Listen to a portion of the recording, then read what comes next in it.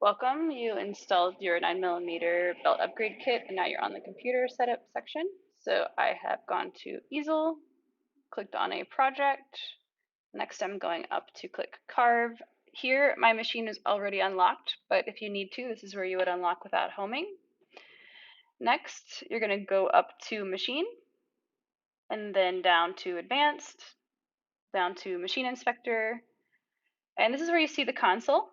This is where you can make any changes to your firmware settings. I wouldn't recommend making any changes you're not familiar with, but here we are going to change two. We're going to change the $100 no longer to equal 40. Now we're going to change it to 26.66. Hit enter. You'll see OK. That shows it worked. Now $101 equals 26.66. Enter. Okay, you'll see it worked. I kind of scroll down to look at my settings, and then I use another command to display my settings, $, and you'll see it recorded the changes. Thanks.